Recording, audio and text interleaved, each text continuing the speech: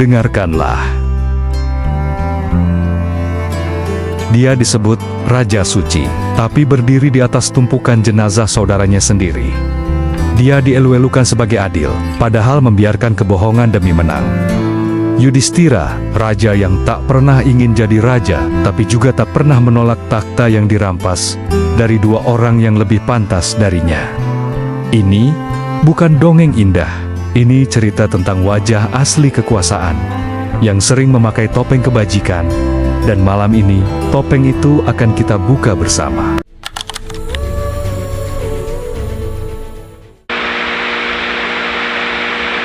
Di dunia yang kacau dan penuh topeng, orang-orang mudah percaya pada apa yang terlihat suci.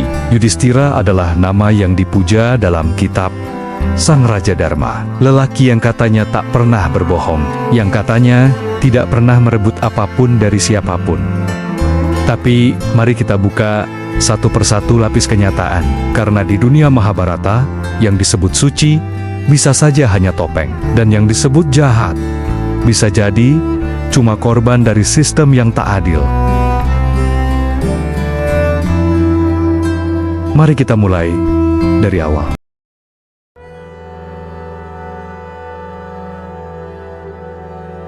Siapa pewaris sah tahta Hastinapura? Bukan Yudhistira, bahkan bukan juga Arjuna, Bima, atau Nakula Sadewa. Yang pertama dan paling berhak adalah Duryodhana. Anak sulung dari Raja Dhritarashtra, yang secara hukum dan garis keturunan jelas, tanpa ragu, dialah raja berikutnya. Tapi tahta itu tak pernah diberikan padanya. Karena ayahnya buta, karena para tetua takut, maka dibuatlah jalan tengah. Pandu yang jadi raja. Tapi setelah Pandu meninggal, dunia kebingungan lagi. Haruskah tahta jatuh ke Duryodhana, pewaris sah dari Dhritarashtra, atau ke Yudhistira, anak sulung dari Pandu, yang katanya lebih bajik? Para tetua memilih jalan yang terlihat baik. Mereka angkat Yudhistira. Dan disinilah keheningan yang menyakitkan itu dimulai. Yudhistira tak pernah menolak, tak pernah bertanya. Bahkan ketika tahu karena adalah kakak kandungnya, ia tetap duduk di atas tahta. Tahta yang mestinya bukan miliknya. Duryodhana dikorbankan karena disingkirkan, dan Yudhistira tetap disebut sebagai raja bajik. Diamnya tak dianggap sebagai dosa, padahal diam itulah yang membunuh pelan-pelan. Ini bukan cerita tentang kebajikan, ini adalah kisah tentang kekuasaan yang dibungkus dengan dharma. Dan sekarang kita buka semuanya. Sejak kecil, Yudhistira diajarkan satu hal, kebenaran akan menang. Dharma tak boleh dilanggar. Tapi, siapa yang menentukan apa itu dharma? Apakah dharma itu tidak merebut milik orang lain? Ataukah dharma itu membiarkan ketidakadilan terjadi, asalkan tetap terlihat suci? Mari kita lihat baik-baik. Saat istana memanas, saat Duryodhana menuntut haknya sebagai anak sulung raja, Yudhistira tidak bicara. Tidak pernah ia berdiri dan berkata, "Duryodhana, aku tidak berhak atas tahta ini. Ini milikmu." Tidak pernah. Bahkan setelah ia tahu karena adalah kakaknya sendiri, anak sulung Kunti, yang lahir sebelum dirinya, Yudhistira tetap duduk di atas kursi raja. Diam, lugas, tanpa air mata, tanpa permintaan maaf. Katanya, ia tidak ingin menjadi raja, tapi ia tidak pernah menolak ketika diberi kekuasaan. Katanya, ia mencintai kedamaian, tapi ia tetap melangkah menuju perang besar dan tidak pernah mundur. Katanya, ia menjunjung tinggi keadilan, tapi ia duduk tenang, bahkan ketika karena tewas. kakaknya sendiri, mati tanpa sempat menyentuh mahkota yang layak ia pakai sejak awal.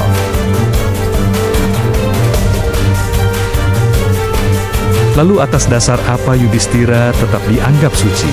Karena ia tidak membunuh dengan tangan sendiri? Karena ia terlihat lembut dan bersahaja? Mari kita jujur, Dharma bisa jadi senjata paling licik dalam politik. Karena saat kau menyebut dirimu suci, kau bisa melakukan apapun dan tetap kelihatan benar.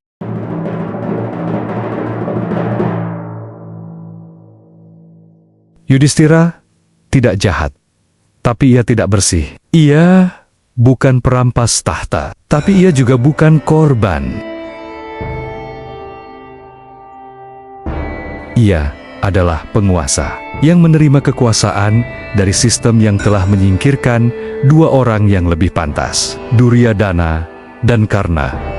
Dan inilah yang menyakitkan. Sejak awal, Yudhistira tahu semuanya, tapi tetap ia diam.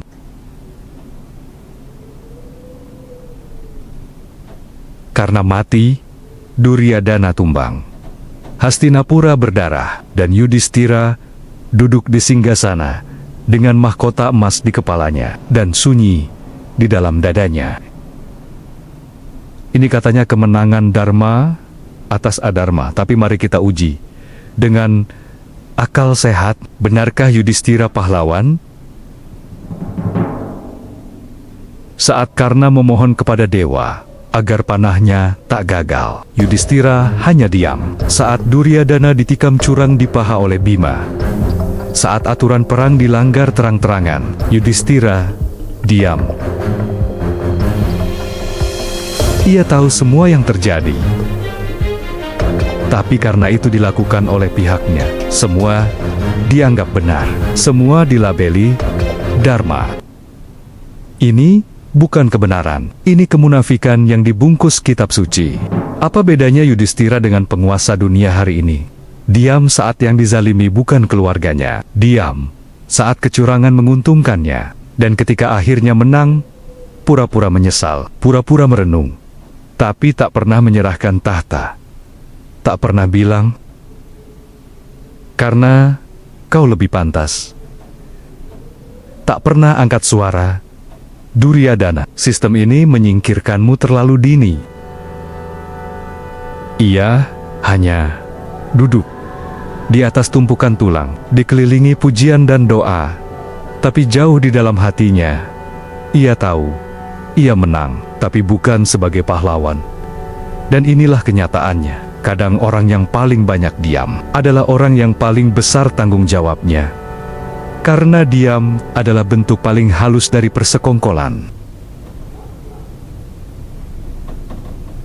Kita ini terlalu lama dicekoki dongeng bahwa Pandawa adalah pihak suci, bahwa Kurawa adalah iblis.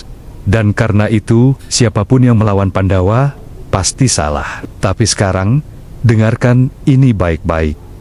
Karena tidak pernah menyerang lebih dulu, Duryodhana tidak pernah membunuh licik. Tapi mereka dibunuh dengan cara curang di saat mereka lengah. Dan yang menyaksikan semua itu adalah Yudhistira, si Raja Suci, si pemegang Dharma, si mulia, yang katanya tak pernah berdosa. Tapi mari kita tanya, apa beda Yudhistira dengan politisi licik masa kini? Bedanya cuma satu, Yudhistira punya branding lebih baik.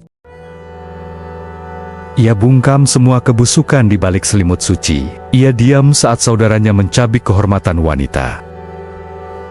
Ia diam saat saudaranya menghina kemiskinan. Ia diam saat permainan dadu menjatuhkan Drupadi. Dan setelah semua itu, ia tetap bisa berdiri, bersabda, seolah-olah dirinya teladan moral bangsa. Inilah wajah kekuasaan, lembut di luar, tapi tajam dan dingin di dalam. Aku tak mau jadi raja, katanya. Tapi lihat, ketika seluruh lawannya mati, ia tidak menyerahkan mahkota itu kepada siapapun, tidak kepada rakyat, tidak kepada pengganti Duryodhana, tidak kepada sejarah. Ia hanya duduk, menikmati kemenangan yang diperoleh dari darah dan luka. Yudhistira tidak jahat, tapi dia membiarkan kejahatan menang. Selama itu, berpihak padanya, dan itulah dosa terbesar, menutup mata. Atas nama aku tidak ikut campur.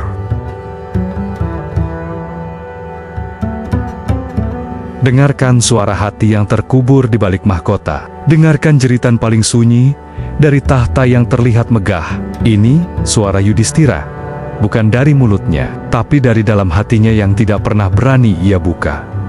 Ya, aku menang, tapi tidak terhormat.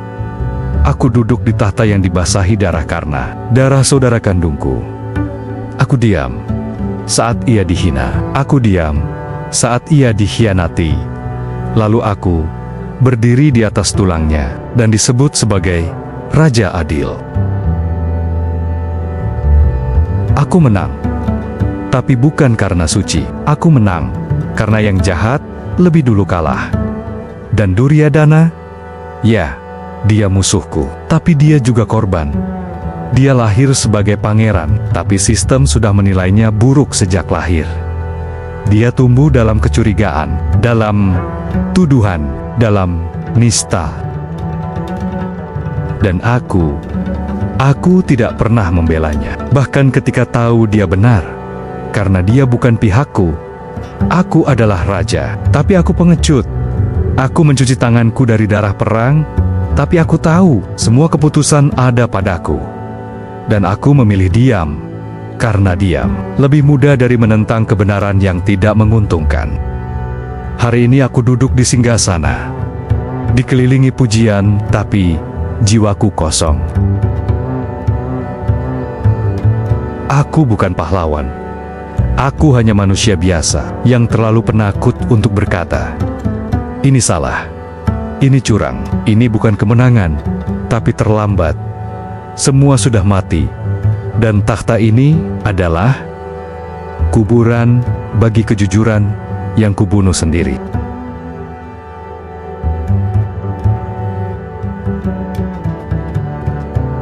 Malam itu, istana sunyi. Semua prajurit telah tertidur. Semua pujian telah reda. Tapi di sudut ruang, di sebuah kursi kayu yang tak seberapa megah, duduk seorang raja yang tidak pernah benar-benar ingin menjadi raja. Yudhistira. Ia melihat tangannya, bersih, tak berlumur darah. Tapi ia tahu, jiwanya yang berlumur bisu. Ia bukan pembunuh, tapi ia juga bukan penyelamat. Ia bukan pendosa, tapi juga bukan suci. Ia hanya manusia yang terlalu diam saat kebenaran membutuhkan suara. Dan kita, bukankah sering begitu juga? Kita tidak ikut menindas, tapi kita juga tak berani membela. Kita tidak berdusta, tapi kita diam saat dusta dimenangkan. Mungkin itulah kenapa cerita ini tak pernah usang, karena Mahabharata bukan cerita kuno. Ia adalah cermin hari ini. Maka tidurlah malam ini. Tapi jangan benamkan pertanyaannya. Jika kau duduk di tahta Yudhistira, akankah kau tetap diam? Atau memilih menjadi suara, walau suara yang paling sunyi sekalipun? Karena kadang, yang paling jujur justru adalah suara yang bergetar. Selamat malam, dari kisah yang tak selesai, dari raja yang tak pernah ingin menjadi raja.